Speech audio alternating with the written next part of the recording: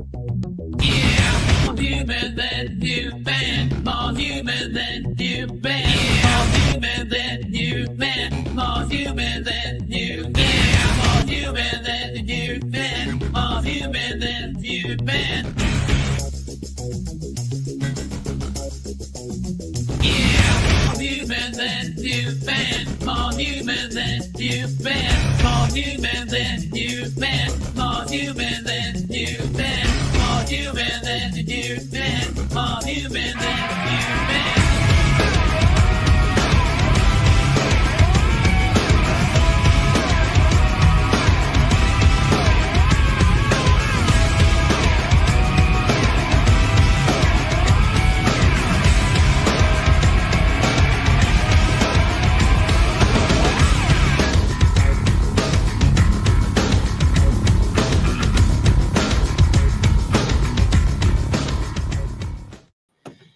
Hello. I'm doing this as a recording probably because I think I've passed my 3 videos per day.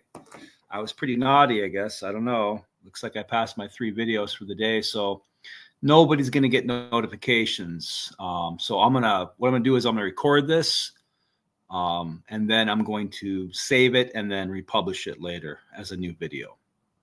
So I don't see any point of me making it private and ending it right now. If somebody pops on, they're just going to have to, I guess, watch it, and then I'm going to send it out later, right? So I had a discussion earlier with Taylor Stewart on Standing Scripture, and we went over, Hebrews 2:7 and Hebrews 1:10 to show the manipulation of Scripture on behalf of Trinitarians. If you go to the King James translation, when you go to Hebrews 1:10, for example, you can see the change in the focus here for Hebrews 2:7. This is a big problem because there's a inconsistency in Trinity land if this is the case that Christ was being called the creator.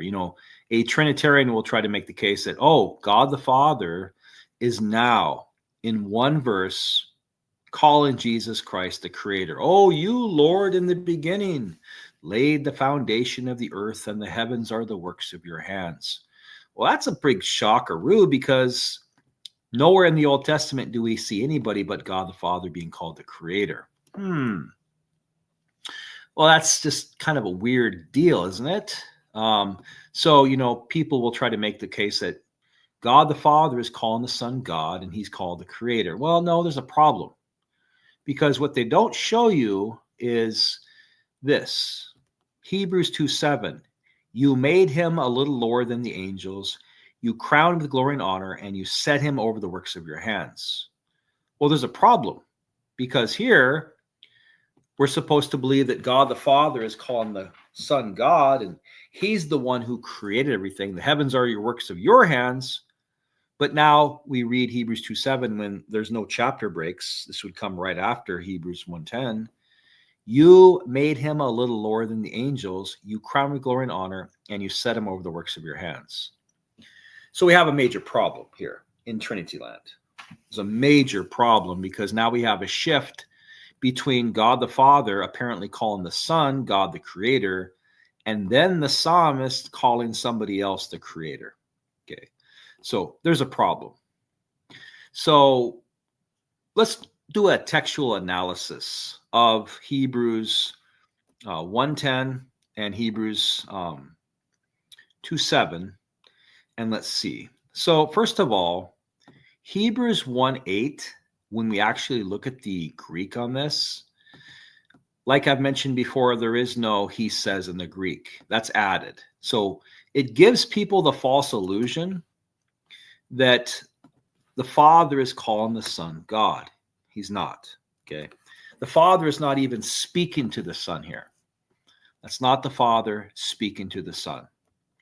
Okay, because we notice that God, who at sundry times and in diverse manners, I'm going to shift over to the RSV because some of the words in the King James are kind of weird. I mean, it's kind of a interesting translation for the times. I guess it was okay, but the words kind of toss me around a little bit. I'm not used to this poetic kind of language now. I'm used to more of a urban, I guess, language construct. So we can see here when we look at Hebrews 1, the whole point was about the Son being superior to the angels. Not that the Son was being called God. I mean, you're not going to make the argument that the Son is superior to angels if he's Jehovah. And this is nothing about his human nature, right? So to make the case that Hebrews 1:8 does not involve the Father directly addressing the Son, you have to get into the textual and contextual and theological analysis of this passage. Okay, so Hebrews 1:8 here, again, there is no he says in the Greek. That's added. Okay, so that's a problem when you're trying to make your case that he says, especially when it's just not there. It is not in the Greek at all. He says is not in the Greek at all. So we can look at the Greek here. Did you guys get a notification? I didn't get one on my other account. So if you got a notification, I'm going to leave this video up. If you didn't, I'm going to rip it down later and then save it and then republish it so people can get notified. But we see here that there is no he says in the Greek. So unto the Son, the throne of you, O God. The throne of you, O God. So there is no he says there in the Greek. Let's go to Bible Hub, and it's even more definitive. Hebrews 1:8 on Bible Hub. We're gonna shred this. We're gonna shred this whole idea that the Son is being called God, and God has just announced that God the Son is the Creator when He's never mentioned at all in the Old Testament. I mean, this is just a real perversion of the text. A real manipulation of the Tanakh understanding of the divine throne that belongs to the Messiah that was given to him by his God, right? So we've established, we're going to establish that there is no he says in the Greek. So that's a direct addition to make it appear to unsuspecting readers that don't study that God the Father is now calling the Son God the Creator. Okay, that's just not there. They add these words because they got to have the Son doing something, and let's make Jesus Christ the Creator, right? So we go to the Greek. There is no he says. So that's an addition. That's why it's in brackets, right? That's an addition. So he says is absent in the Greek, right? It's not present in the Greek text. The absence suggests that the author of Hebrews is not quoting direct speech from God the Father to Christ, but he's citing a scriptural passage, which is Psalm 45:6-7, to make a theological point about Christ, right? This is a prophetic utterance. So when we go to Psalm 45:6-7, we can see here. So Psalm 45:6-7 is to King Solomon. That's well known. It might be Hezekiah, but it's basically it's a king, right? So it's a wedding coronation to a king, and that he's going to marry a foreign princess. The Geneva Bible actually starts off with Solomon, so they understood it was Solomon. So we see here, your divine throne endures forever. Notice how peculiar this is. When we go to Psalm 45:6-7. It's not calling the king God. Okay, it's not calling the king God at all. It's saying your divine throne endures forever. That's pretty peculiar, right? Because Psalm 45:6-7 in the King James says your throne, O God. So it automatically shows you that it can be translated a different way. And I want to pull up the footnotes here. So we can see here, that's how they translate Psalm 45:6, which Psalm 1:8 is getting from. Psalm 45:6-8. That's where Hebrews 1:8 is coming from. Then you see the footnote here, or your throne is a throne of God, or thy throne, O God. So not only did they manipulate he says into the text, they hide the fact that Hotheos is used hundreds of times in the Bible, and it refers to the predicate nominative of God, not vocative, O God. So that's a problem. So they choose to translate it this way here when it applies to the king, But lo and behold, in the same Revised Standard Translation, that's why I love the RSV, because you really pick up a lot of stuff that you wouldn't really see in other translations because they include footnotes and whatnot. So here they put your throne, O God. Well, how interesting. When it comes to Christ, they're going to translate it as your throne, O God. But when it comes to King Solomon, they're not going to translate it that way. They're going to put your divine throne endures forever. Pretty peculiar, isn't it? How they switch things around when it doesn't benefit them, right? So Psalm 45, this context here, it's traditionally known to be an ode to the king, probably a wedding song, right? Where the psalmist describes the king's majesty. The original context of your throne, O God, is forever and ever. Psalm 45:6 was not necessarily a divine address, but it's a poetic title, right? It's a title. And again, your divine throne endures forever. So your throne is God. God is your throne. That's what the Hebrew would state, right? And so when it translates over to Hebrews 1:8, they have to add, he says, to make it look like it's God the Father speaking to the Son, and then they do the switcheroo. But the footnote again shows you, or God is thy throne, right? So they manipulate that. In all the ancient writings in the Hebrew, it never called the king God. Okay, that's just an addition. So when you look at the Tanakh in the 1917 version of the Tanakh, they don't translate it as your throne, O God. They translate it as thy throne given of God is forever, which matches Psalm 45:6 in the RSV. Your throne is divine, your divine throne. So your throne given of God is forever, right? Your throne is forever. The original context is your divine throne endures forever. And so the phrase, O God, Hebrew, like in Psalm 45, can be translated in various ways due to the nature of Hebrew grammar. Okay, translations like your throne is God or your divine throne endures forever, like I've noticed in the footnote of the RSV here, very important to pay attention to passages like that Trinitarians love to keep from you. They love to keep passages from people because they really have a bias that they're pushing. They're not honest with the text. So you see here the footnote, right? Your throne is God or your divine throne. Again, in the Tanakh, it's your throne is the throne of God. Suggests that the term God refers to the quality or source of the throne rather than a direct address to the king as divine. Okay, this would mean that the passage in Hebrews applies this kingly praise to Christ, emphasizing his divine authority or divine appointment rather than saying that he's divinity. It's his appointment, his throne.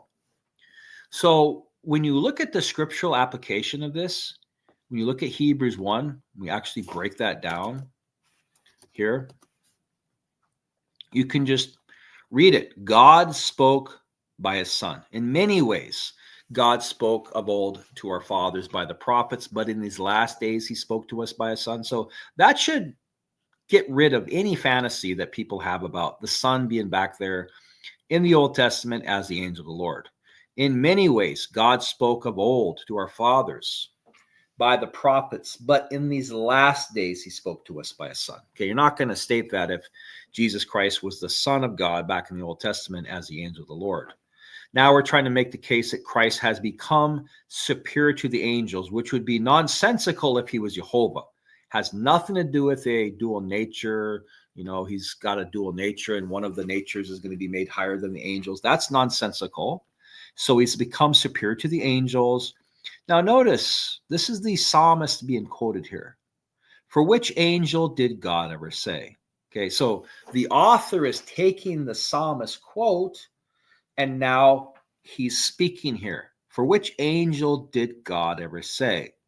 Then the Father speaks, thou art my son, today I have begotten thee, which is taken from Psalms 2:7, I believe. I think. Is that 2:7? I think so. Or again, so we have God saying again, this is the psalmist saying, or again, and then God the Father speaks, I will be to him as a father, and he shall be to me as a son. And again, so again, the author is very clear.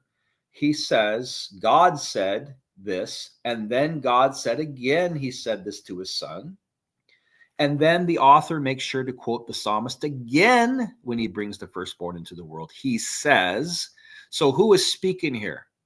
That's the psalmist. That is the psalmist being quoted from the book of Psalms. And then God, of course, speaks. Let all God's angels worship him. Now notice there's a radical departure from God the Father speaking, right, to now of the angels, he says. Then God the Father speaks. So we had God the Father speaking to the Son, and we see and again and again. Then we have God the Father actually speaking to the angels now. So the psalmist says, or of the angels, he says, who makes his angels winds and his servants flames of fire. Okay. Now they add, he says here, to make it appear that, God the Father spoke to the Son, and now we're going to speak to the angels, and then we're going to go back to the Son. That doesn't work. Okay. So he says is not in the Greek. Okay. He says is not there. They add that to give the reader the false impression that God the Father is speaking to the Son now. No, it's the uttering of the psalmist who, again, spoke all of these. He spoke this, he spoke this. Now the psalmist is the one speaking, and they are applying this speech to the Son. Why? Because in Psalm 45, the psalmist was the one speaking to the king. Okay, so they're taking this prophetic utterance that was spoken of to the king in the Old Testament, and now they were applying that same utterance to the Son, right? Thy throne is God. You can say thy throne, O God, right? But it's actually, again, it is the psalmist speaking. In Psalm 45:6 in the Tanakh, they did not ever believe that the king was being called God by the psalmist. That's a later invention. Okay, that came along during the evolution of Christianity, where they tried to push this narrative. But in the ancient writings in the Tanakh, in the most ancient writings, the king was not called God. That wouldn't fit the context. Okay, there's no need to fit the context, but because you actually look at Psalm 45:6 here, the whole context was about a wedding coronation. There's no judging, there's no ruling necessarily. It's all about the prowess of the king, and they're trying to get the king and the foreign princess to marry. They're lauding the strength of the psalmist, and they're bragging him up, basically trying to get the psalmist to marry and the Egyptian princess, I guess, to marry the king. So they're trying to brag the king up, right? So they're trying to brag the king up. Did you get a notification? Did you get a notification? If you did, then I'm going to let this continue. If you didn't, then I'm going to end the stream after, and then I'll rip it down to a new video. So if you got the notification, please let me know, and welcome. So it's a royal wedding coronation. Okay, so he says, you are the fairest of the sons of men. Grace is poured upon your lips. Therefore, God has blessed you forever. Okay, therefore, God has blessed you forever. Gird your sword upon thy thigh, O mighty one, in your glory and majesty. Okay, so therefore, God has blessed you, king. Okay, you're king. Now look at Psalm 45:6 in the RSV. Your divine throne endures forever. Okay, or your throne is the throne of God, or thy throne, O God. Okay, so we can see that it can be translated as your divine throne, or your throne is the throne of God. Okay, so the psalmist is the one speaking here, saying your divine throne endures forever. Well, yeah, your throne is God because it endures forever and ever. It's divine, it's holy, it's godly. Your righteous scepter is the scepter of thy kingdom. It wouldn't make any sense to say, therefore God, your God has anointed you. No, when you switch the dynamic of the psalmist speaking here, he's not calling Jesus God. Notice how they switch it around. The psalmist is not calling Jesus God here, who has a God. The psalmist is basically saying, your divine throne endures forever, to the Son, which is King Solomon here. Your royal scepter is a scepter of equity. You love righteousness and hate wickedness. Therefore, God, who's your God, has anointed you with the oil of gladness beyond thy comrades. Okay, so therefore, God, who's your God, has anointed you, just like in Psalm 67:6.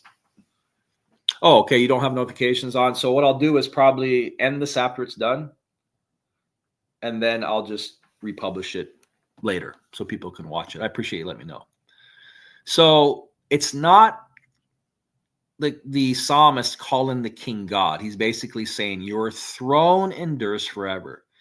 The same thing applies here. Now they're taking that same utterance from the psalmist, and now they're applying it to the Son. The author says, but unto the Son, your throne, O God, is forever. The righteous scepter is the scepter of thy kingdom. And it just doesn't work when you apply it as the Father speaking to the Son. Just read it. You, Lord, you, Lord, in the beginning. I mean, come on, you gotta really escape this. Let's just read it when it's God the Father speaking to the Son. Let's see which one makes more sense. But unto the Son, God the Father says, thy throne, O God, is forever. Okay, so he's calling Jesus God here, apparently. The righteous scepter is the scepter of thy kingdom. You have loved righteousness and hated lawlessness. Therefore, God, thy God, which is me, right? Therefore, God, thy God, which is me, has anointed thee with the oil of gladness beyond thy comrades. And you, Lord, so God the Father is now speaking to the Son, which nowhere in the Old Testament will you find the Son being spoken of as the creator or being involved in creation at all. We're only told the Father. So really peculiar that all of a sudden now in the book of Hebrews, we have God the Father announcing to everybody that, surprise, Jesus Christ was the one who found the earth in the beginning, and the heavens are the works of thy hands. We have some major problems here, or at least shockaroos, at least. So God the Father is speaking to the Son now, right? You found the earth in the beginning, and the heavens are the works of thy hands. They will perish, but thou remaineth. They will all grow old like a garment, like a mantle. Thou wilt roll them up, and they will be changed.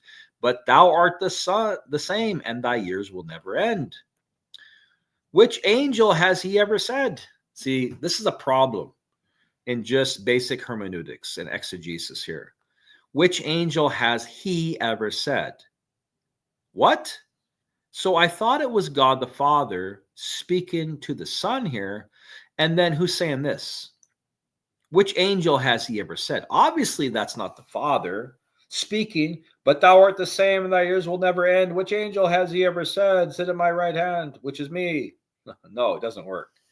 See, so the reason why it just flows right into he said is because he said is the same one that was spoken about here. Okay. So it doesn't work when you apply it as God the Father. Now you just got to use some common sense. God the Father now calling the Son God, who has a God, and God is now telling us that Jesus Christ was the one back in the Old Testament who laid the earth in the beginning. That doesn't even match the Old Testament. What's more probable? What is more probable? That God the Father is just announcing to us in a surprise that it was actually the Son back there in the Old Testament that created everything. Is that more probable? Excuse me. Or is it more probable that they had to add, he says, to make it appear that God the Father was speaking to the Son, and it's not God the Father speaking to the Son? I would think it would be more probable. Let me cough for a second here. Hold on a second. So it's not the Father speaking to the Son, right? Let's back up. Let's back up and let's read it a different way. Let's read it a different way. Let's read it the way the authors intended us to read it, when we don't have this mixeroo here. Because when it says he says, that gives you a false impression that, yeah, it's actually the Father speaking to the Son. Then we go off on a tangent. It's not there in the Greek. Okay? But unto the Son. Now, this is the author quoting the psalmist prophecy in the Old Testament. And now, yes, this is being applied to the Son. But this is the psalmist speaking, just like he spoke all the way over here. He spoke there also.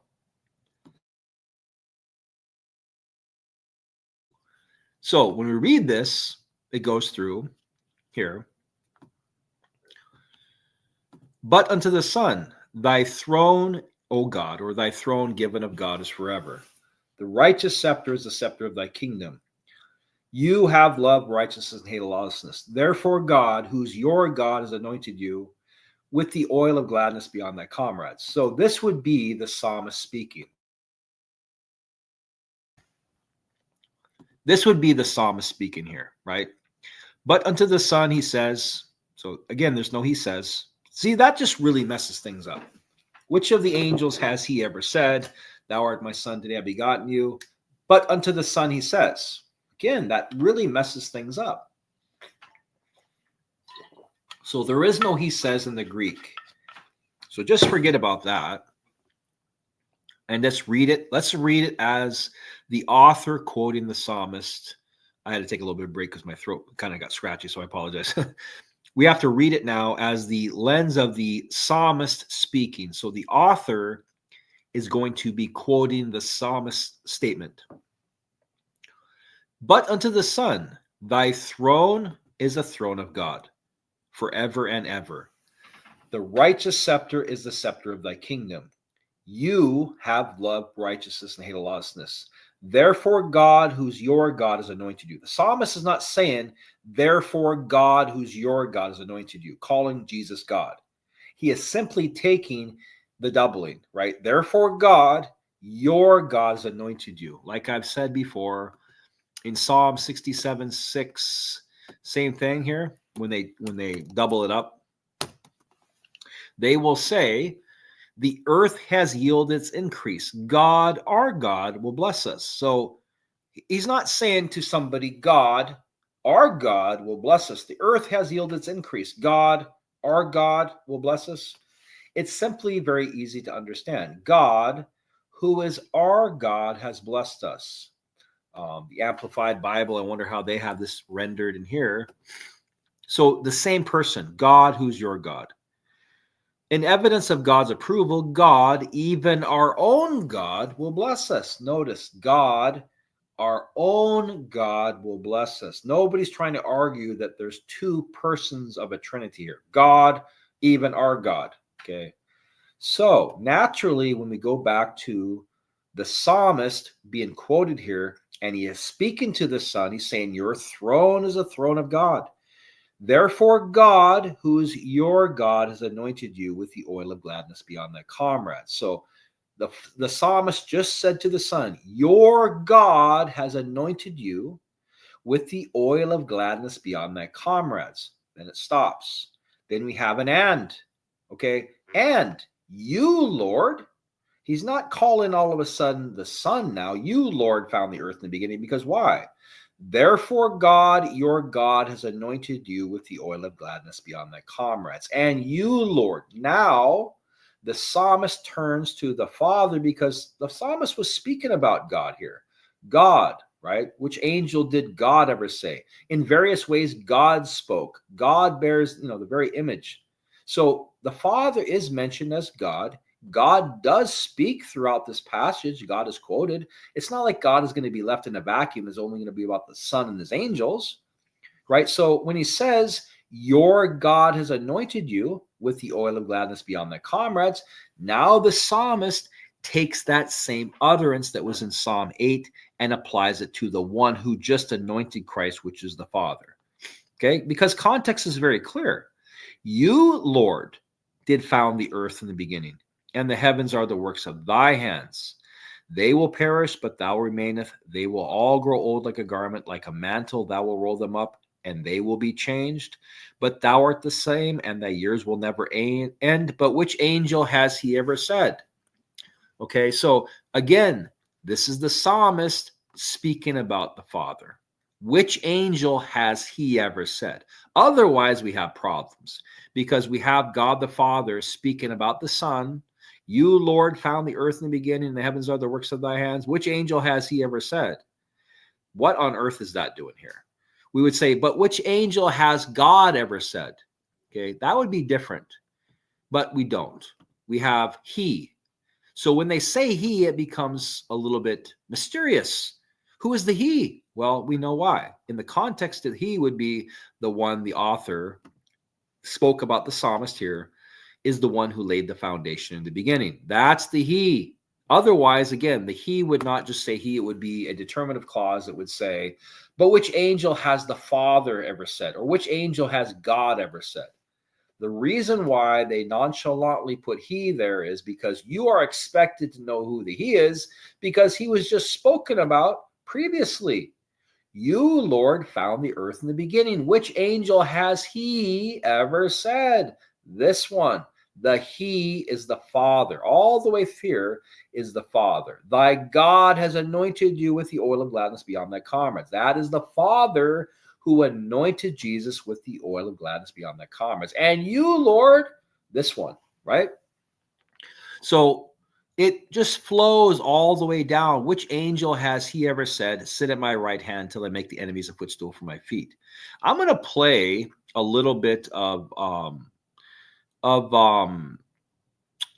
the video by the Trinitarian Delusion, Brother Kell. And I'm going to see, I think he actually agrees with my position if it's not too long. I think I can speed it up. I'll probably speed it up really fast so we don't have to, like, because he really like talks really slow.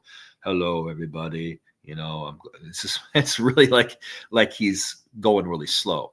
So Hebrews 1:10 through 12 is a passage from Psalm 103:25 through 27. Okay, so when we just look at the passage here, this here is taken from Psalms, right? This is where it's taken from.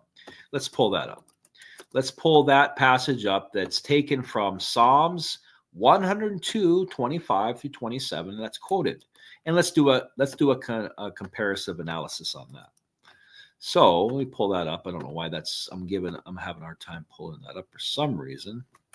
Let me pull up that here. Okay, that's better. Okay, so when we look at this passage here, at the beginning you existed and laid the foundation of the earth, and the heavens are the works of thy hands.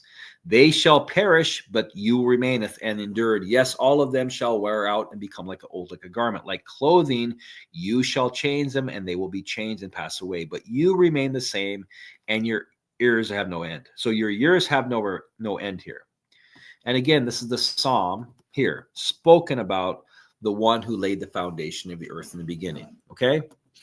So very important, if you follow the argument that the psalmist words are being applied to Christ, then the creator in Hebrews 1:10 isn't Jesus, but it's God, who in Psalm 45's context is the Father. And that fits when you look at the overall context here. Again, you have to look. Oh, this is the Amplified. Goodness, no wonder why. I was thinking that's getting kind of weird. So when you look at the psalm here, there's no evidence in the Old Testament, the book of Psalms, that the Messiah, the Mashiach, was going to be the one who's going to be the creator. Okay, that's just not, oh my God, right? I say, take me not hence.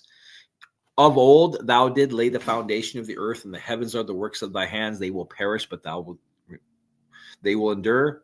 Okay, nobody in the Old Testament was speaking about the Messiah as being God. We can see in Psalm 8, divine majesty and human dignity. O Lord, our Lord, how majestic is thy name on the earth. When I look at the heavens, the works of thy fingers, the moon and the stars, which you have established, what is man that you are mindful of him?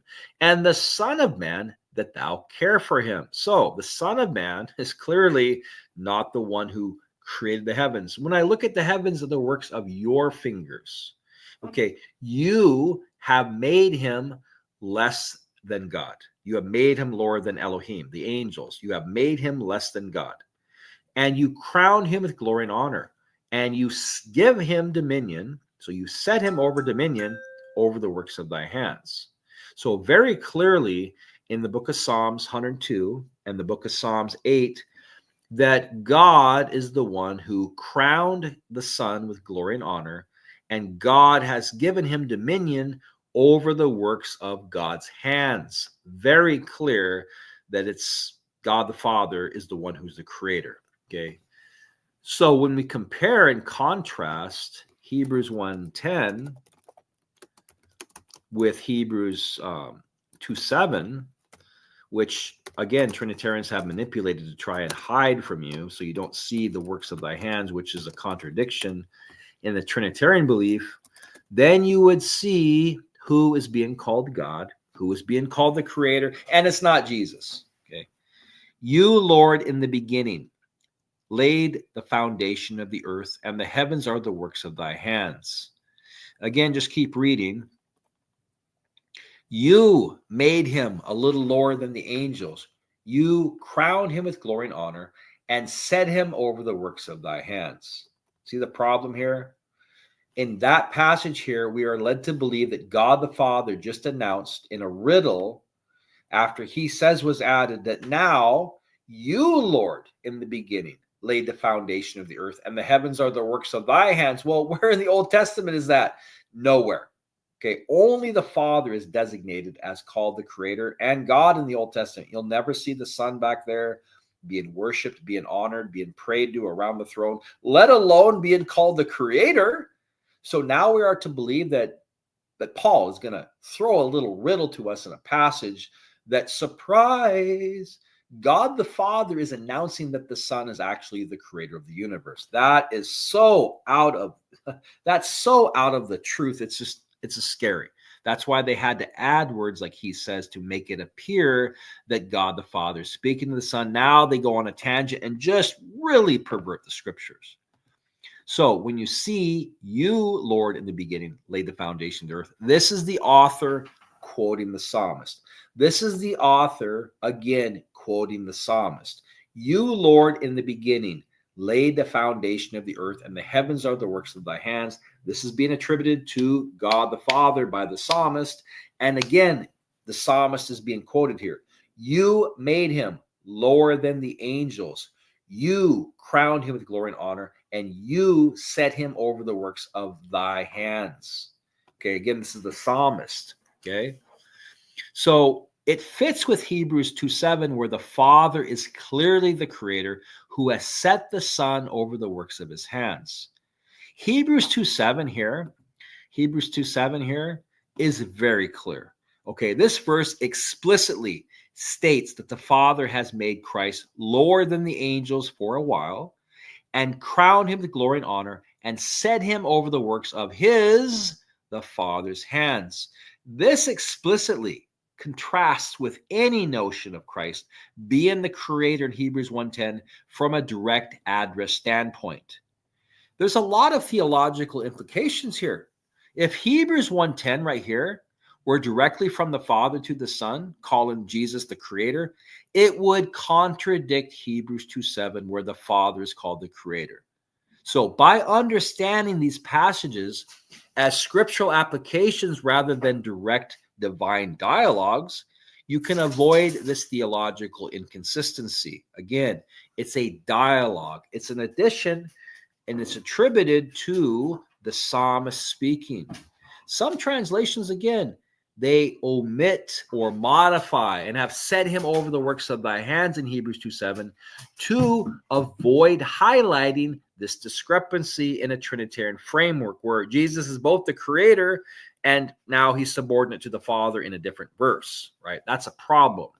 So when you read different passages, yeah, they're going to hide it. They hide it because the Trinitarian doctrine creates inconsistencies. It creates problems all over. They're always playing basically damage control. They're always putting out fires, kind of like California. You know, the Trinitarian doctrine is kind of like the California on steroids being burned up. It's always on fire somewhere. You're always trying to put out fires. So you notice how they remove thy hands from some translations, but I'll tell you, other ancient authorities insert and did set him over the works of thy hands. But they don't want to show you in a lot of these translations, so they'll put it in a footnote where the unsuspecting reader won't necessarily see that. I think even in the NASB they do put that. Let's see in the MSG Bible, what do they put? They put the MSG Bible is a disaster anyway. And to the Son. Notice how they say, and again to the Son. See how they lie? Again to the Son. That's not in the Greek. That's not in the Greek at all. and again to the Son. My gosh, no wonder why everybody is so lost and deceived. And again to the Son, that is not there at all. That's just really twisted. I'm just really surprised that this is allowed to even continue. I mean, this is a direct manipulation of the text. He also says to the Son, wow. He also says to the Son. That's not there at all. So that's just really a perversion. So, but to the Son, let's see what Hebrews 1:10 says. But he also says to the Son, my gosh, I'm really surprised. I never saw that before. I never really looked at it either. But to the Son, he says, okay, your throne with God is forever. So he says is added. That's a lie. Then when we go to Hebrews 1:10, it's actually to the Son. He also says again, that's added. That's not in the Greek, man. That's just really just stupefying that they would lie like that. He also says to the Son, my gosh, what a deception that is. What a deception that is. So yeah, they omit or modify and have set him over the works of thy hands in Hebrews 2:7 because there's a problem here. So very clear that Hebrews 1:8, we go to Hebrews 1:8 and Hebrews 1:10, it should not be rendered thy throne, O God. Okay, again, look at the Truth and Translation when they go through all of the nuances of the Hebrew grammar, and they say, no, that's a bad translation. Hotheos is used hundreds of times in the Bible, and only 4 times is it used as a vocative for thy throne, O God. It's always a predicate nominative, really.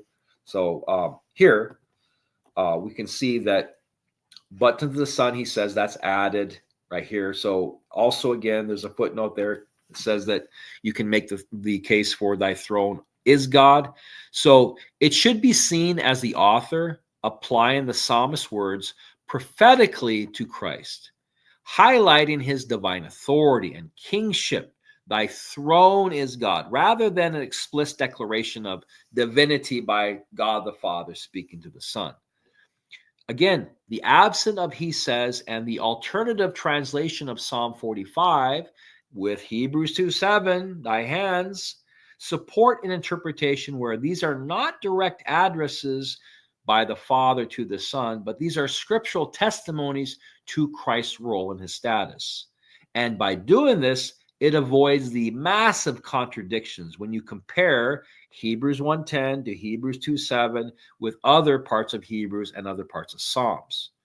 And so I think this approach maintains the coherence of the text theology without necessitating a direct divine speech or act of the Father to the Son.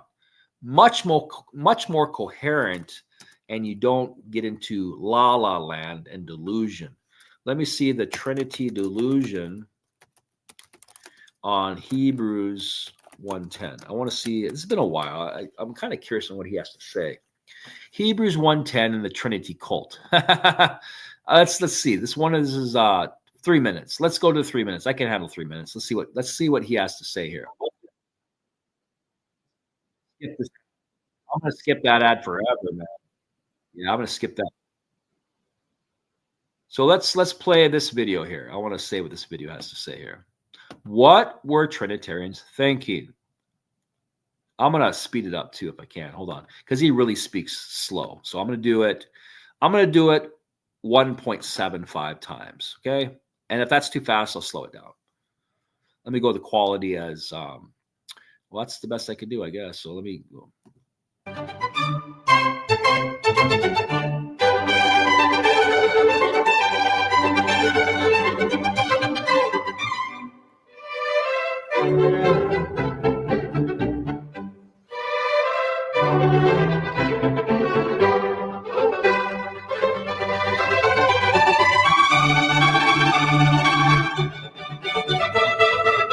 Okay, I thought he was going to speak, but let me go to a video where he's actually speaking. Let's go to a video where he's actually speaking here. And again, I'm going to speed it up. Speed, custom, okay, stable volume. So let's get this show on the road. And you, Lord, in the beginning laid the foundations of the earth, and the heavens are the works of your hands. They will perish, but you will remain, and they will become old like a garment, and like a mantle you will roll them up, and they shall be changed. But you are the same, and your years will never come to an end. Hebrews 1:10-12. Trinitarians like to claim this verse is referring to Jesus, and that the verse therefore says Jesus is the creator of everything. So let's review how they came up with this idea and also how they blundered. Generally what they do is they read it as if it fits in a block with Hebrews 1:8-9. And so they read it basically like this. But of the Son he says, your throne, O God, is forever and ever, and the scepter of righteousness is the scepter of your kingdom. You have loved righteousness and hated lawlessness. Therefore God, your God, has anointed you to be above your fellows. And you, Lord, in the beginning laid the foundation of the earth, and the heavens are the works of your hands. So you can see basically what they've done there. They read in verse 8, but of the Son he says, and then there's a quote, and then they see the word and in verse 10, and so they think they're supposed to read something into the text. And he also says to Jesus, you Lord, in the beginning. So they have their Trinitarian translation of Hebrews 1:8, your throne, O God, and then they get this idea in their head that the Hebrews writer is trying to prove Jesus is God, and so in verse 8 he's making a statement to prove Jesus is God, and then he's making another one in verse 10. Just take a look at verse 9. God, your God, has anointed you. You see how their translation of verse 8 results in God having a God? It's ridiculous. God calls Jesus God and then says that God's God will anoint God. It's preposterous. It's ridiculous, but that's how they want to interpret it. So basically, that's how they read it. But of the Son, he says, your throne, O God, is forever and ever. And then God also says to Jesus, your Lord, in the beginning, you Lord, in the beginning, laid the foundation of the earth. So God the Father is saying to Jesus, you, Jesus, laid the foundation of the earth. Just think about that. God the Father is saying this to Jesus. The first problem is that verse 8 doesn't say, but of the Son, he says. That's not even in the text. Now think about that, because they read that in the text in verse 13 as well. What happens there is you got to go back to verse 7. And the text says, and of the angels, he says, God says, who makes his angel spirits and his ministers a flame of fire. But of the Son, he says. And you see how I've underlined the word but? That is the word that tells you that it's implied that God says this of the angels, but of the Son, God says this. You see, there's an and but contrast. So you can see how it's kind of okay to suppose that God is saying something to the Son. Of the angels, he says, but of the Son, he says. You see that? But it's a bit much to say, and of the angels, he says, but of the Son, it's implied, he says. And then you go on a few verses later, and he also says. You see that? And it's because the writer is making these Jesus versus the angels contrasts. And of the angels, he says, but of the Son, he says.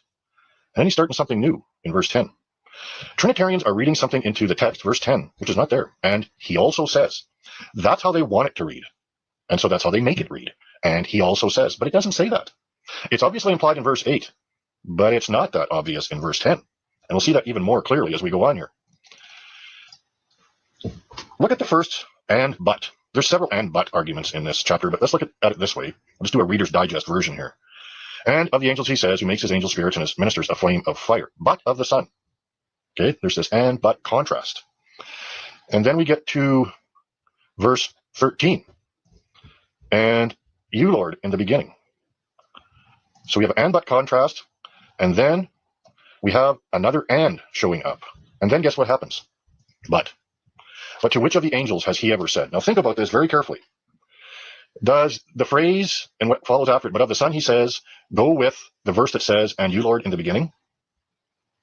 Or does the verse, but of the Son, he says, belong to, and of the angels, he says in verse 7? Those two belong together? And you, Lord, in the beginning, but to which of the angels? And those two belong together? Because you see what Trinitarians are trying to do? Is they're trying to say that, but of the Son, he says, and then, and you, Lord, in the beginning, they belong together. But look at the pattern. The writer's pattern here. They don't belong together.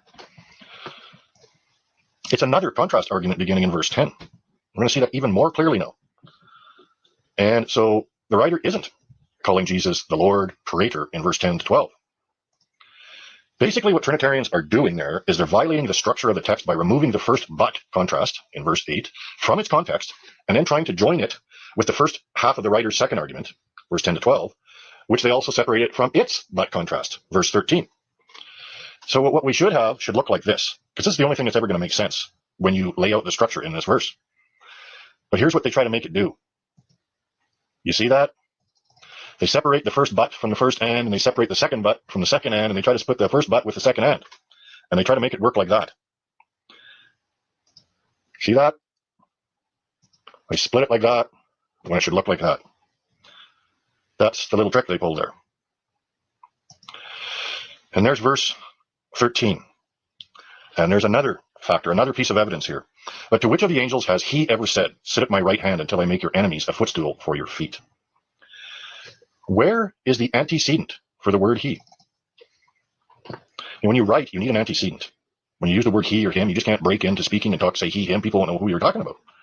So where's the antecedent for the word he? It's going to be very weird to have the writer say, you, Lord, in the beginning laid the foundation of the earth, to refer to Jesus, and then go on to say, to which of the angels has he ever said? Because what you would have here is, and you, Lord, you, Jesus, in the beginning laid the foundation of a mantle, you will roll them up, and they shall be changed. But you are the same, and your years will never come to an end.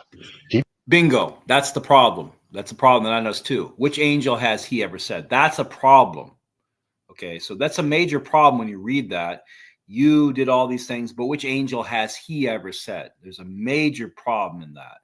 That would not flow just grammatically at all, because you have to identify who the he is, right? It doesn't say which of the angels has God ever said. It says which of the angels has he, right? And so that's a problem when you have to identify who the he is, when you are just speaking, believing that it's God the Father speaking to the Son. Which angel has he ever said? What on earth did that come from? So it doesn't work.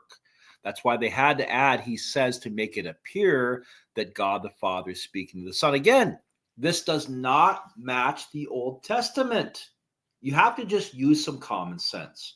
Do you really think that God the Father is going to announce to us with a surprise paragraph from Paul that we are supposed to negate the entire Old Testament? The entire Old Testament that showed the Father as our creator. Father is our potter, right? You, Lord, art our Father. We are the clay and thou art our potter. We are all the work of your hand. The Father is designated as the creator in the Old Testament. Nowhere in the Old Testament is the Son involved in creation. You're never shown the Son back there. Oh, the Son, the glorious Son of God, the eternally begotten Son who's always been. That's just not even there. Not even a pipe dream. So when we have consistent scripture throughout the Old Testament, you foolish and senseless people, right? Deuteronomy 32:6 calls people fools. Is he not your Father who created you, who has made you and established you? The Father. Nowhere in the Old Testament do we see anything about the Son. Malachi 2:10, have we not one Father? Has not one God created us? Right? Have we not one Father? Has not one God created us? I mean, over and over and over again. Father, you are our Redeemer. Your name is from old, from everlasting. Right? There's never the Son back there. For thou art our Father, though Abraham does not know us and Israel does not acknowledge us. O Lord, art our Father, our Redeemer from old is thy name. Nowhere in the Old Testament is anybody but God the Father called God, and nowhere in the Old Testament is anybody but God the Father called the Creator. Okay? So, and also, you have to add in, even in the New Testament, do they start making the case that Jesus is God? No, they do not. They do not make the case whatsoever, right? The God who made the world and everything in it. So the God who made the world and everything in it, being Lord of heaven and earth, Matthew 11:25, Jesus says, Father, you are Lord of heaven and earth. So the God who made the world and everything in it, being Lord of heaven and earth, does not live in shrines made by man, nor is he served by human hands as though he needed anything. Well, Jesus Christ was served by human hands because he was a baby. Okay, he needed a lot. He needed his mommy, he needed his milk, he needed his diaper changed.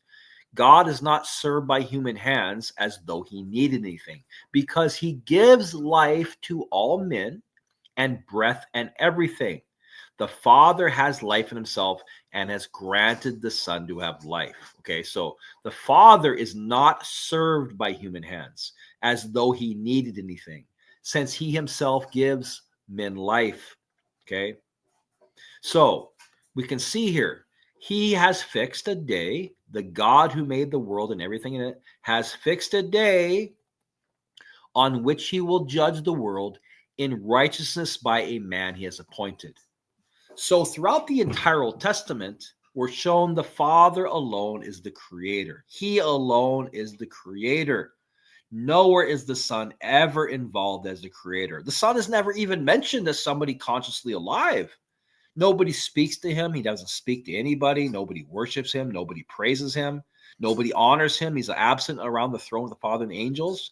So we're really going to take all of that scriptural evidence and we're going to go to Hebrews 1:8 to have us tell us that none of that really matters, that it was actually a surprise little nugget that hidden in all this riddles now, that God the Father is now going to tell us that Jesus Christ was the one who created everything. This requires a level of ignorance and stupidity and cognitive dissonance that is unparalleled in the human world. I mean, really, you just have to basically put your head in the sand and go, okay, well, obviously Jesus Christ is God the Father's, the one who created everything, was created through him, and it's just a complete disaster, right? Everything was created through the Messiah because Christ was the one that God created everything for, because of him, for this reason, through, right, from all things and through Jesus Christ. Yeah, they do bastardize Psalm 45 to make Hebrews say what it does. They do. So we can see that God, the one God who made the world and everything, has appointed a man. In Revelation 4, we see one sitting on the throne. One sitting on the throne. I looked and I saw one, lo, a throne stood in heaven. And I looked, and with one sitting on the throne, and he who sat there appeared like jasper and carnelian, and around the throne was a rainbow that looked like an emerald. Okay, and these burn torches of fires, which are the seven spirits of God. These are the angels. Okay, the seven spirits of God, like in Psalms or Hebrews 8:2, I believe, the seven angels who surround the throne of God. So the seven spirits of God are the angels. They are the torches of fire. I have made my angels flames of fire, the ministering spirits. So we have seven spirits of God who surround the throne. We don't ever see the Holy Spirit there, the seven spirits. And then these angelic hosts in heaven say, holy, holy is the Lord God Almighty, who was and who is to come, which matches Revelation 1:8. Right. Alexa, turn off, which matches a Revelation 1:8 and Revelation 1:4.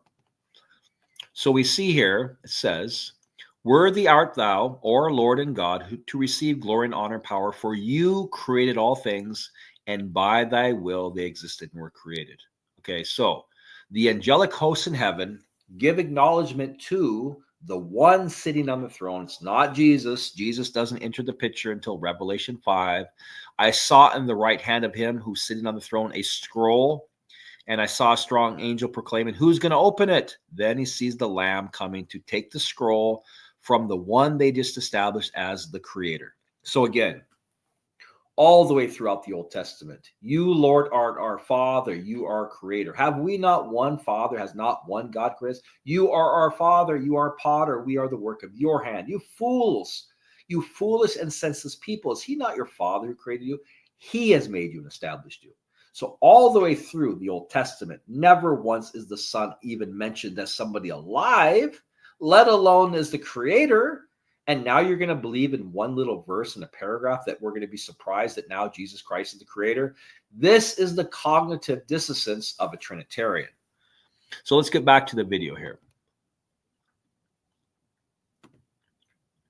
I wonder if I can, let me drop. I'm going to stop sharing that because I've had problems in the past where I do share that and then I play the video and it doesn't play. This laptop is a basket case. So I'm going to bring that up now, and I'm going to play it, and that should play. Hebrews 1:10-12. Trinitarians like to claim this verse is referring to Jesus, and that the verse therefore says Jesus is the creator of everything. So let's review how they came up with this idea and also how they blundered. Generally what they do is they read it as if it fits in a block with Hebrews 1:8-9. And so they read it basically like this. But of the Son he says, your throne, O God, is forever and ever, and the scepter of righteousness is the scepter of your kingdom. You have loved righteousness and hated lawlessness, therefore God, your God,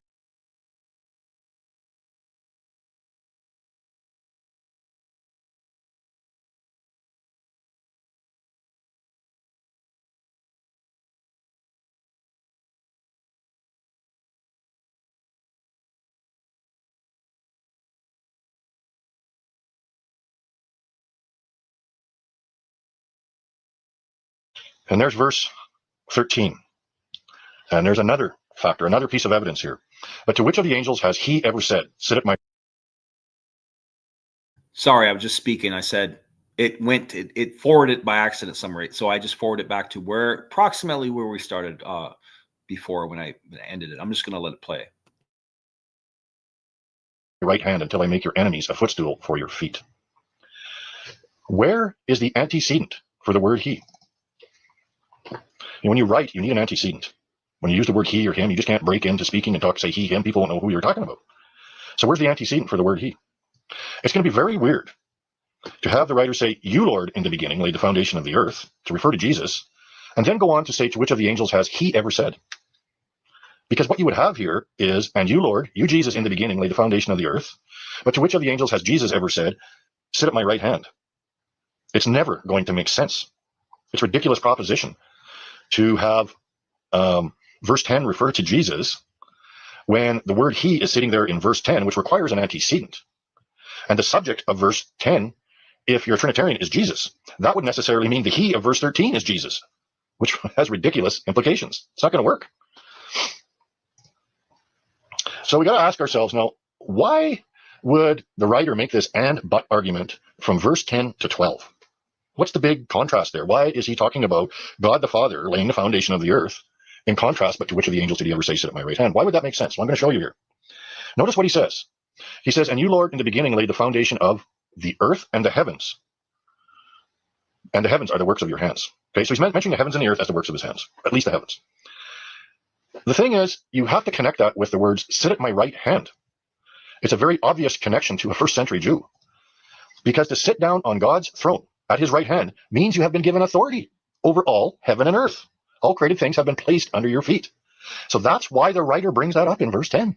And then contrasts it with verse 13. But to which of the angels did he ever say, sit at my right hand? In other words, to which of the angels did God ever say, I'm going to place all things in heaven and earth, which I made under your feet? That's the point he's making. And here's some examples what it means to sit at the right hand of God. When Jesus rose from the dead and met his disciples, he said this, all authority in heaven and on the earth, in heaven and earth, has been given to me. And here's one of my personal favorites because it's from this chapter. And it tells us what Hebrews chapter 1 is really about. Having made purification of sins, he sat down at the right hand of the majesty on high, having become as much superior to the angels as he has inherited a more excellent name than them. Jesus became better than the angels. It's kind of ridiculous to have chapter 1, or to insist that chapter 1 is all about proving Jesus is God because he's better than the angels, when it tells you he became better than the angels. God doesn't become better than the angels. But we can see that becoming superior to the angels happens when you sit down at the right hand of the majesty on high. And that's why in verse 6 it says all God's angels must bow down to him. You have to bow down before the throne of God. That's where Jesus is sitting. The Father put him there.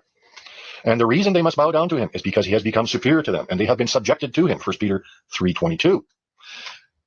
Here's another one. God raised him from the dead and seated him at his right hand in the heavenlies far above all rule and authority and power and dominion, every name that is named, not only in this age but also in the age to come. And he put all things in subjection under his feet. See that? That's what it means to sit at God's right hand. It means you have been given authority over all creation. You have been given the right to exercise God's authority in his place, just like Pharaoh or Joseph did for Pharaoh over Egypt. Same idea.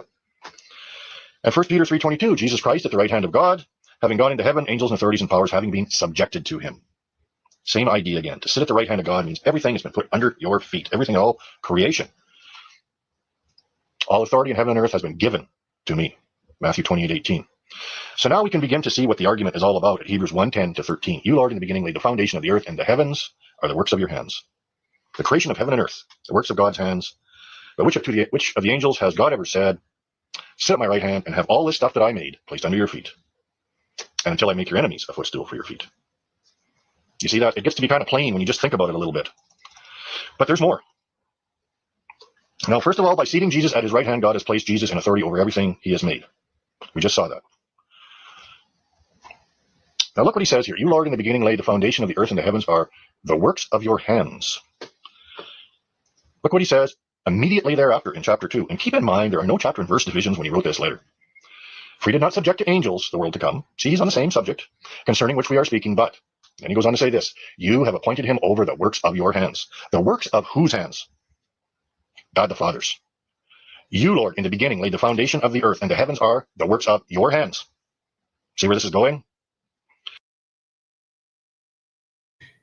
Yeah, that's interesting because he's caught that same exact thing that I caught in Hebrews 2:7. So that's interesting that I didn't remember watching this video. I watched it a long time ago and I didn't pick up on that. So yeah, Hebrews 2, I don't know what translation he reads, probably King James. But yeah, he nailed it, which he did not subject to angels the world to come, concerning which we are speaking, but you have appointed him over the works of your hands. You have put all things in subjection under his feet. You have done that. You have put all things under subjection to his feet. Just think about this. Jesus Christ is the creator, and God the Father is going to appoint all things and put all these things under his feet. Really?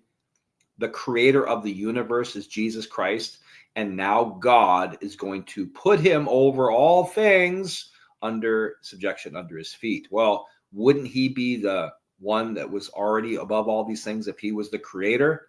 Why would you need to become the heir of God's kingdom? Why would you need to become the heir of God's kingdom if you are the creator? I mean, come on. Jesus Christ would have probably been the worst negotiator in history.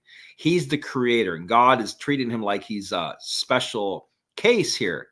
Okay, I'm going to give you the creation that you created. And Jesus is ecstatic. I can't wait. I can't wait to inherit everything that I created because I am the one that you said, you, Lord, in the beginning laid the foundation of the earth, and the heavens are the works of your hands. Well, why is Christ becoming the heir of God's creation? Why? I mean, this is Trinitarian insanity. Okay, it's insanity.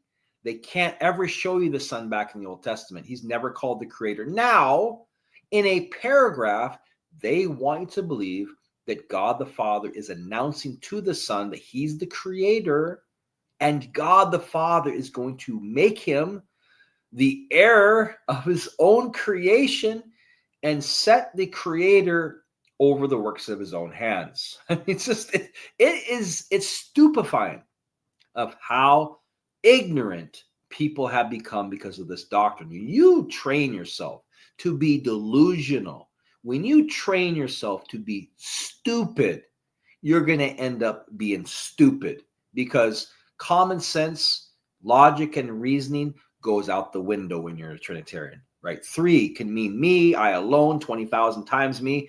You've talked yourself into such a delusion that you just become stupid. And now I realize why, when I dialogue with Trinitarians, it's like I'm talking to paint, like they have no brain cells. And I don't mean to sound mean, but this is true. It's like they have no brain cells among them. They become stupefied, like they've received a lobotomy, like they have no ability anymore to even use common sense. It says Jesus is God, and that's all they have, right? 1 John 5:7, right? Revelation 1:8, Jesus is God, you heretic. That's it. That's pretty much the entirety of a Trinitarian. That's the intellect of a Trinitarian today, unfortunately. So let's get back to this video. It's only about another 5 minutes, but in hyperspeed, it's probably about 2.5. The writer is making it very clear that he was talking about God the Father in verse 10. Very clear. Hebrews 2:7, you have appointed him over the works of your hands. You have put all things under subjection under his feet. You, Lord, in the beginning laid the foundation of the earth, and the heavens are the works of your hands. And then what does he go on to say? Sit at my right hand till I put your enemies under your feet. See that? It becomes more and more and more clear. All you have to do is look for the truth if you want it. And in another way, he makes it clear. In chapter 2, you have appointed him over the works of your hands. You have put all things, or placed all things, under subjection under his feet. What's he say in chapter 1?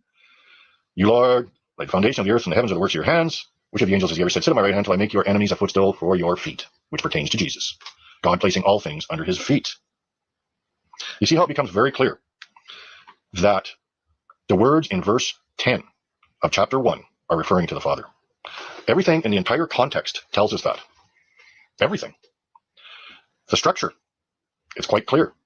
And you, Lord, in the beginning, but to which of the angels has he ever said, sit at my right hand? The Father said, sit at my right hand to Jesus. So where's the antecedent for the Father here? You, Lord, in the beginning, laid the foundation of the earth. It's really plain. For you did not subject to angels the world to come, concerning which we are speaking, but one has testified somewhere, saying, what is man that you are mindful of him, or the Son of Man that you are concerned about him? You have made him a little lower than the angels. You have crowned him with glory and honor. You have appointed him over the works of your hands. You have placed all things in subjection under his feet. That's pretty much what he's talking about at Hebrews 1:10 to 13, isn't it? Same thing. Same thing. And you, Lord, in the beginning laid the foundations of the earth, and the heavens are the works of your hands. They will perish, but you will remain, and they will become old like a garment, and like a mantle you will roll them up, and they will be changed. But you are the same, and your years will never come to an end. But to which of the angels did he ever say, sit at my right hand? He, the Lord of verse 10, God the Father. Very, very, very plain when you start to look at the facts. God the Father, the Lord of Hebrews 1:10, who created the heavens and the earth, has never asked an angel to sit at his right hand, which would effectively place an angel in authority over all heaven and earth. But the Father has indeed placed all created things in heaven and earth under Jesus' feet, including angels, by seating Jesus at his right hand, giving him all authority over the works of his hands.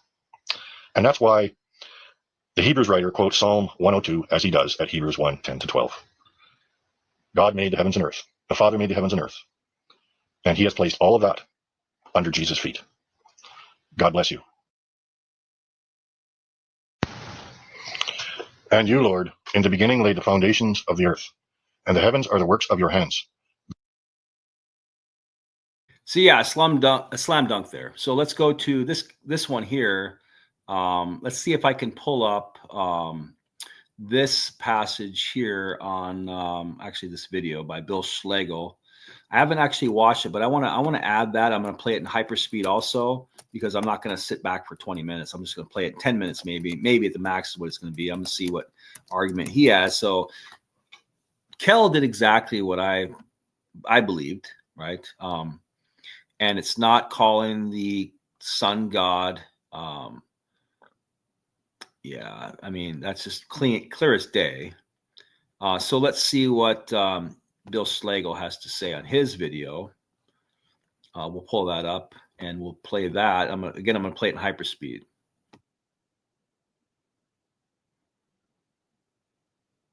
Hold on. So let me play it in hyperspeed here. Let's see, speed it up. Speed, I slowed it down by accident. So let me go to, I think he's going to be a lot faster than Kell. So I'll put it 1.5. So let's do that. Let's put it at 1.5. And let's go to this guy, Bill Schlegel. He's really good. He's an ex-Trinitarian. He speaks fluent Hebrew, by the way. So he knows his stuff. Fluent Hebrew, ex-Trinitarian. He's lived in Israel for over 40 years. He taught biblical geography and taught the Trinity, and he's no longer a Trinitarian. So let's see what he has to say. Welcome to the One God Report. This is our second episode of a two-part series, taking a look at Hebrews chapter 1. In the first part, we examined Hebrews chapter 1, verses 1 through 7. In this episode, we will look at verses 8 through 14. Let's jump right in at Hebrews 1:8. But of the Son, now getting to verse 8, we get into some more interesting translation issues. First of all, we're going to see quoted in verse 8, Psalm 45.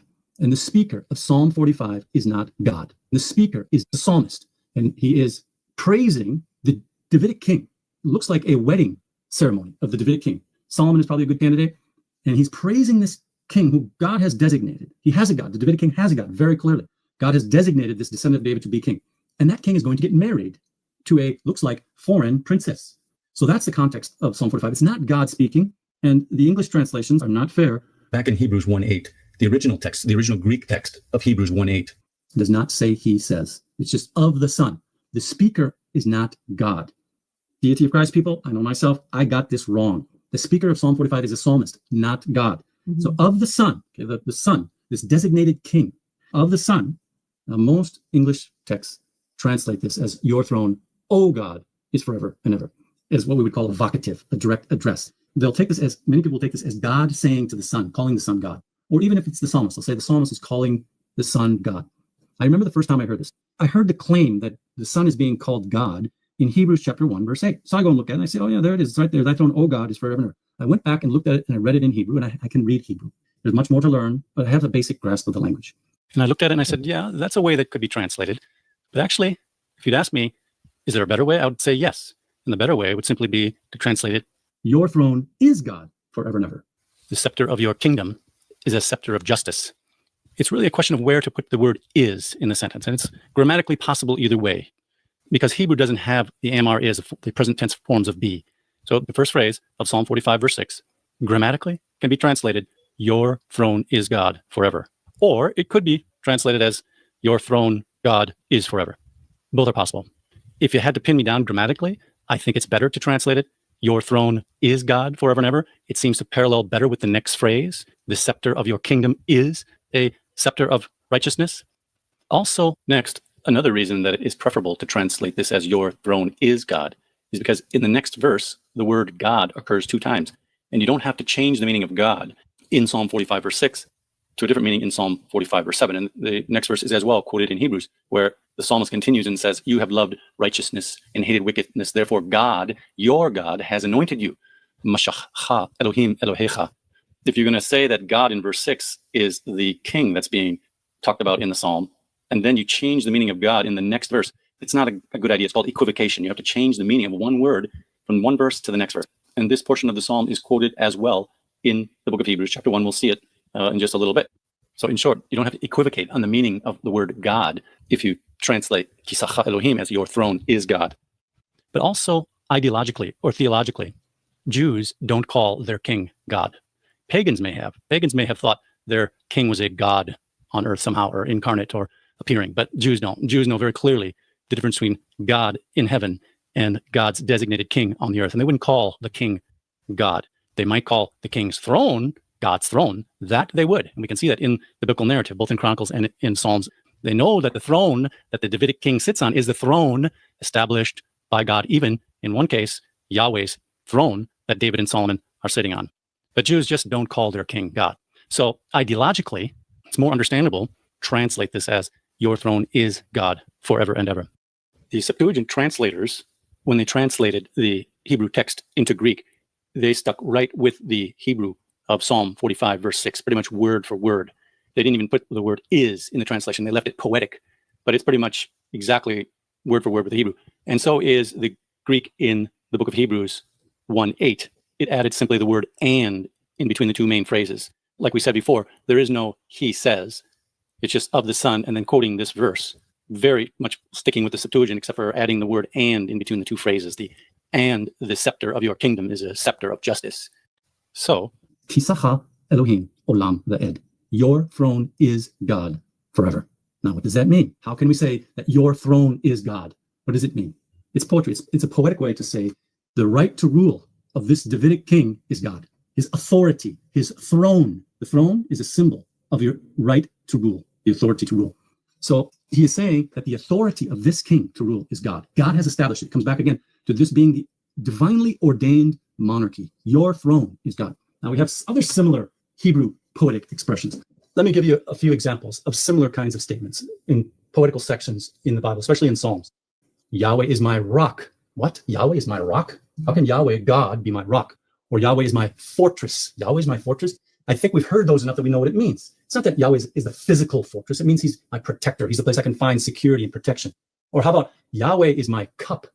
You drink a cup of coffee in the morning? Yahweh's your cup. Isn't that a little derogatory to call Yahweh, God Almighty, your cup? What does it mean? It means what you're going to have in life, what you want to have in life, and what you will experience in life. Yahweh is my portion. Now look at Psalm 73:26. It's very, very similar in grammar, and I think somewhat unique. My portion is God forever. Chelki Elohim le'olam. My portion is. See the word is there? See, Hebrew doesn't have the present tense forms of be, am, are, or is. My portion is God forever. What is he saying when he says, my portion is God? It means his expectations, his hope, his lot in life, everything for him is God. So in the same way here, this Psalm 45 is very poetic. It's saying that the throne that this king rules on is God. You can see a few other translations actually get this right. I noticed in the Revised Standard Version, they put a little footnote, or it could translate this as God is your throne. And they're exactly right in this. It's a preferable translation. The idea of this being a direct address, it's for sure not God speaking this to another God person or something like that. This is the psalmist. And he is as well seeing a Davidic king being married, honoring that Davidic king. He's not calling that Davidic king God. He knows that the throne of that Davidic king is divinely ordained. His right to rule is forever. Any other comments? It pretty much hits it. I was confused when I read this. Because all the translations translate it as a vocative, as a direct address. That Yeah. the O God, it's not in the text. It looks like that verse is directly calling Jesus God. But when you put it in light of the text that you just read, which I read those verses and I was not confused that God's not a rock. It's a figure of speech, just kind of giving a characteristics of God. And this is the same thing, just saying that the throne is of the utmost authority. Mm-hmm.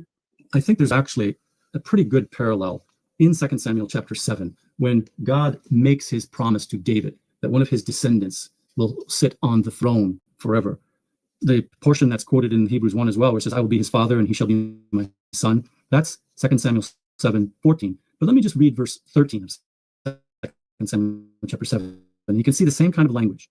God says here in this case, he shall build a house for my name. I will establish the throne of his kingdom forever. You see the idea of a throne being forever? It's established by God forever. And when the author of the psalm poetically says, your throne is God, his authority, his right to rule is ordained by God. And not only that, the eternality of a distress. He's not going to rule just for a short while. And the New Testament writers pick up on this. If you remember the declaration of Gabriel to Mary, when he told Mary, you're going to conceive and bear a son, it says he will rule over the throne of David forever. So it's the eternality aspect of being of God too that's important to the psalmist and to the writer of Hebrews. The writer of Hebrews sees Jesus as ruling forever, not because he's God, but because God has made him immortal. Yeah, there's even a reference to Revelation 3:21. To him who overcomes, I will grant to sit with me on my throne as I have overcame and sat down with my Father on his throne. Very good. Right. At the very least, the grammar, your throne is God, can be taken that way. Mm-hmm. And it's preferable to take it that way. And then he says, the righteous scepter is the scepter of your kingdom. This king will rule righteously and justly. Look at verse 9. Again, this is evidence that the son being spoken of here is not God. You have loved righteousness and hated lawlessness. Therefore, God, your God, has anointed you with the oil of gladness beyond your fellows. So here, this king that's being spoken of has a God. Now, there's only one God. And this king's God is God. So the king is not God. Does that make sense? You can only have one God. Jesus Christ has a God. And that's the only God. So this God anointed this one. Does it really make sense to say Jesus is God, verse 9, that he loved righteousness and hated lawlessness? Like that's some kind of a reward for God? Hey, God, you did a really good job of loving righteousness and hating lawlessness, God. So the other God is going to reward you with the oil of gladness beyond your comrades, beyond your companions. Does that mean there are other gods? Because if Jesus is God and he has companions, that means the other companions must be God. It just doesn't work. Mm-hmm. Yeah, and the Old Testament is pretty clear that there's no God above Yahweh, above the Almighty God. He can give glory to people who he wants to give glory to, and we see that in Christ. Mm-hmm. But of course, it always talks about how Christ received his glory. If he wants to glorify somebody, he can choose to do that, but they don't inherently have the same glory that he does. God can't make somebody else God. Exactly. There's only one. There's the Almighty. Mm-hmm. Let's not forget that Hebrews 1:8, according to most Trinitarians, is supposed to be one of the main verses in which Jesus is called God. There's a Trinitarian scholar, Murray Harris, who wrote a book called Jesus as God. And he says there are some 1,300 occurrences of God, the word God in the New Testament. And he looks at the possible ones where Jesus is referred to as God. And he says there are 7 likely. But when you look at those, they're not very likely. And we've looked at some already. We can look at others. If you just change a comma, Jesus is not being called God. But 2 of the main ones are Thomas's statement in John 20:28. And we've seen the problems with that claim. It just, among other things, it ignores the work of God the Father in Jesus Christ. It ignores that God the Father raised Jesus Christ from the dead. But you can see our podcast for a number of other problems with interpreting that verse as Thomas claiming that Jesus is God. And then this one. And here too, this is supposed to be one of the main references that shows that Jesus is God out of 1,300 times that the word God occurs in the New Testament. And this one that can be taken a different way. You think that the Jewish people called the King of Israel God? You're going to interpret it that way. And then now say that, yes, the writer of Hebrews applies Psalm 45 to Jesus calling him God. in the rest of the book of Hebrews, why doesn't he pick up on this theme? He never calls Jesus God again. In all the rest of the book of Hebrews, Jesus is a human being. He's the high priest who died, who shed his blood, who made an offering for us, who God raised from the dead and exalted to God's right hand. As we saw before, Jesus is not part of God. He's always distinguished from God in the book of Hebrews. And this is supposed to be one of the main references to Jesus being called God in the New Testament. Wow. Okay, verse 10. Let's read verses 10 through 13 together. He's going to quote from Psalm 102, which describes Yahweh, the God of Israel, the name of the one God, as creator. He says, and, verse 10, you, Yahweh, Lord, right, it's Yahweh in the psalm, didst found the earth in the beginning. The heavens are the work of your hands. They will perish, but you remainest. They will all grow old like a garment. Like a mantle, you will roll them up, and they will be changed. But you are the same, and your years will never end. But to what angel has he ever said, sit at my right hand till I make your enemies a stool for your feet? Now, the question would be, why does the writer of the book of Hebrews quote Psalm 102 here about Yahweh being the creator of everything, being eternal? He won't grow old. The creation may wear out and he may change it. He might bring another age about, but Yahweh stays the same. Why does the writer of Hebrews describe Yahweh here? I think the answer is he wants to tell us that God, the eternal God, the God of Abraham, Isaac, and Jacob, the God of Israel, his name is Yahweh. That God who's created everything has placed a man at his right hand. You see how he says in verse 13, after he quotes Psalm 102 in verse 10 and 11 and 12, about Yahweh being the creator, but to what angel has he, who is that? That's Yahweh, the one that he just got done describing, the creator of all, who's eternal. That's the he of verse 13. To what angel has he, that one, the eternal God?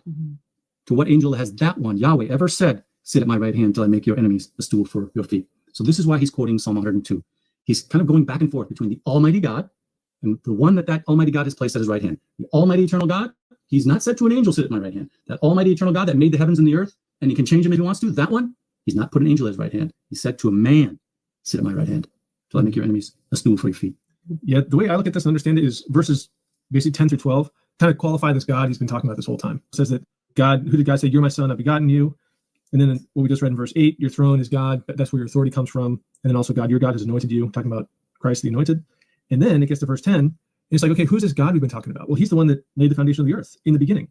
The heavens are a work of his hands. He's the creator. Everything will perish, but God is the one that will, this is the God I've been talking about this whole time in this book. He's qualifying this God. He's saying this is the Almighty God. And then which of the angels has he said? And that he refers back to the God he's been talking about. Exactly. In verses 10. So he just basically takes the time to basically glorify Almighty God. And then how great it is that Almighty God has put a human being in his right hand. In a lot of ways, it goes right back to the theme of the Bible. God creates man to be his vice regent. And to rule over his creation. Over his creation. Yeah. Exactly. Yeah.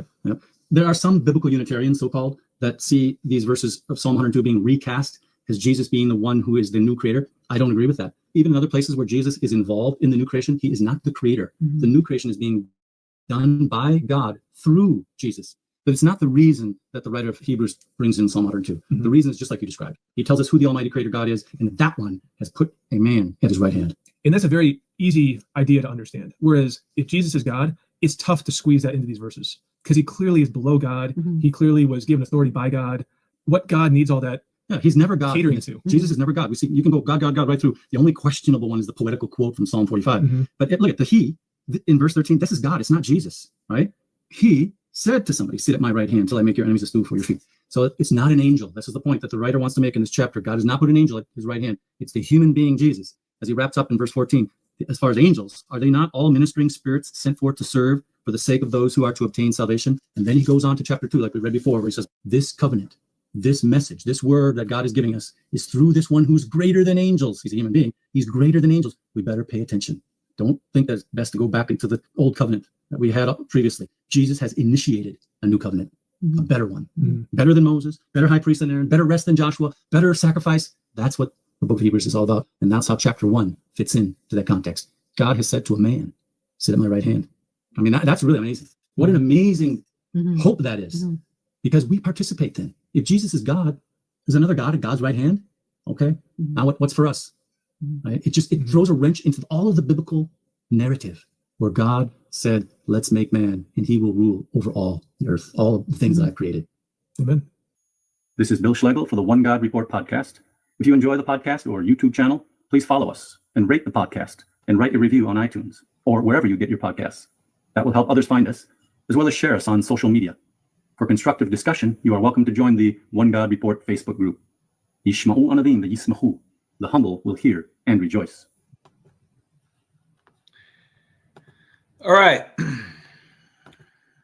So that was a good rundown by Bill Schlegel and Brother Kell on exactly what I was saying. So they agree.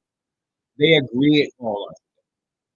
They agree exactly with what I was saying, which is kind of surprising because I didn't really watch their videos until maybe I saw them a long time. I don't remember. I don't remember watching them though.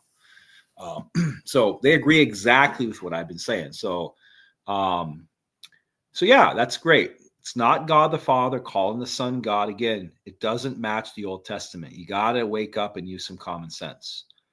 Okay, when they use passages like through him, all things were made through him. Well, yeah, because we know what they are. They're positions of power. Again, this is just elementary.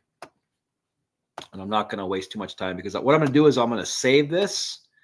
I'm going to save it, download it, and then I'm going to broadcast it as a live stream for tomorrow so people can get notified because people were not notified of this. So it's not going to be showing up in people's notifications. They're just going to have to browse my channel to find it and won't get that many views and it won't get noticed by that many people. So if you see it tomorrow showing up and you get notification and you already watched it, then you don't need to watch it again unless you want to, but you probably won't. So tomorrow, just a heads up, if you get a notification for this video, it's going to be the same thing. It's not going to be something new. So you can see here, excuse me. Whether thrones, dominions, or rulers and authorities, all things. Well, again, whether is a ite. That's the Greek word ite. It means because of. So ete or ite, the Greek word means it's a conjunction. Give us this or give us that. It's basically a choice. Or he teaches, in a serving or he teaches. It's a multiple possibilities. Okay, so usage. The Greek word ite is used to introduce alternatives or conditions. Okay, often translated as whether or if. Multiple possibilities or conditions are being considered, often in a list or series. This conjunction, again, pay attention, helps to express uncertainty or to present different scenarios or options. Okay, these are options you have. I'm going to go whether you like it or not. You have options, go or not. So when they say whether they be, ete or ite, it basically is a conjunction that gives you possibilities. So when it says all things were created, whether they be, these are the possibilities you have, thrones, dominions, rulers, and authorities. These are the things. These are the possibilities, the choice between alternatives. And all things were created through him. Okay, again, this is a genitive dia here, but it's because of, on the sake of, for the reason of. The genitive dia would be more in line with him creating. But again, these are positions of power. So there's no birds and rocks and stars in the sky or the universe. These are positions of power, nothing to do with being the creator of the universe. Okay. So I think that's going to be about it for now. I appreciate you guys coming on and saying hi. Thanks, Cherubim. We'll have to have that discussion sometimes about the virgin birth. You can give your testimony and what you think, and I'll listen and maybe make some comments, and that would be cool. So anyway, I'm going to end this, and I'm going to, like I said, tomorrow it's going to show up. You guys are going to get a notification, and then you guys are going to not watch it again because it's going to be 1.5 hours of the same stuff, unless you guys really like this material. So it's going to be the same material tomorrow. I'm just going to publish it so other people can watch it and actually get notifications. Okay. So, hey, good night or good morning in France. Warm up before work, and there you go. Warm up so work and do some calisthenics and go for a run and hit some weights and get yourself a coffee or something. So tomorrow, This will be on the live, and it will be, I'm going to set it for a premiere so people can watch it and comment and do all that kind of stuff. And Trinitarians can rage in the comment section and all that funny business. All right, Cherubim, thank you, my friend. Good one. See you soon. And until next time, God bless you.